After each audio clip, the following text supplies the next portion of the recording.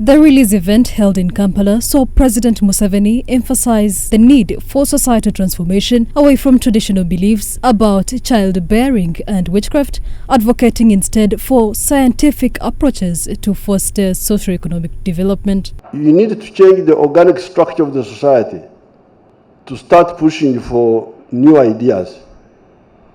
Not simply say, have less children, this one here. Because even that belief that we don't want to be counted is actually partly part of that problem. Because our people here believed that when you count children, they will die.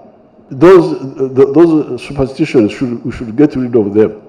The national enumeration exercise launched by UBOS on 10th May 2024 has culminated in these preliminary findings. The census report highlights a rise in a number of households from 7,245,245 in 2014 to 10,845,119 in 2024. It also notes that 50.5% of Uganda's population comprises children aged 0 to 17, with young adults aged 18 to 30 constituting 22.7% and older persons aged 60 and above at 5%. The working age population 14 to 64 years stands at 55.6%.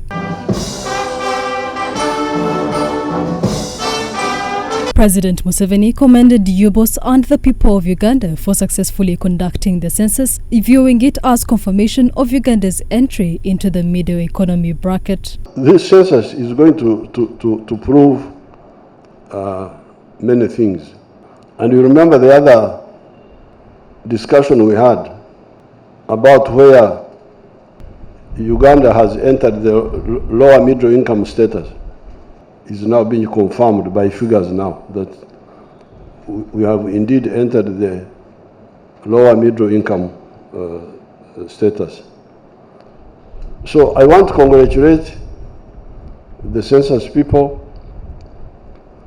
They have done a good job. Dr. Chris Bariomonsi, Minister for ICT and National Guidance, highlighted the significance of Uganda's youthful population for effective planning and budgeting. The results indicate and confirm what we know, that the population of Uganda is largely young people. Children and young people constitute the biggest segment of our population, and that is significant in terms of planning and budgeting for this country.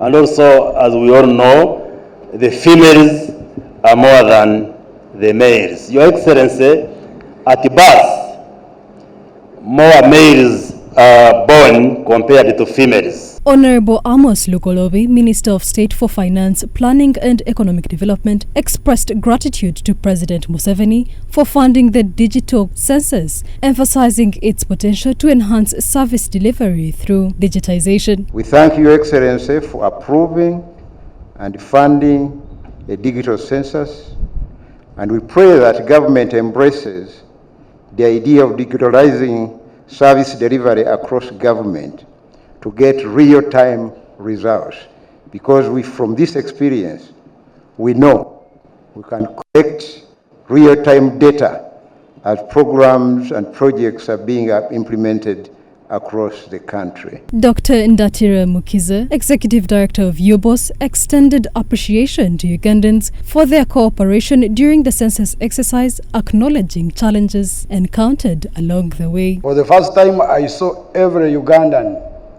everybody who lived in Uganda on census night, looking for us to be counted.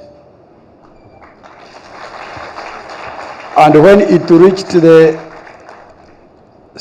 8th day,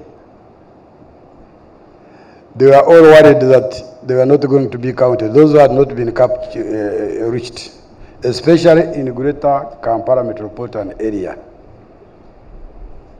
When we extended, thanks to the cabinet again, because on Monday I ran to cabinet and asked for an extension which was granted, they were filled with the relief, as if we are taking some goodies to them.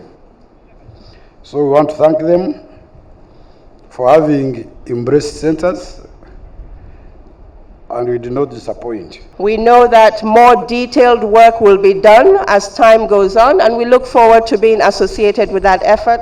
And as I said, the census really is the foundation that would help us know how best to invest. Story compiled by John Baptiste Humaze for Church of Uganda Family TV News at 8.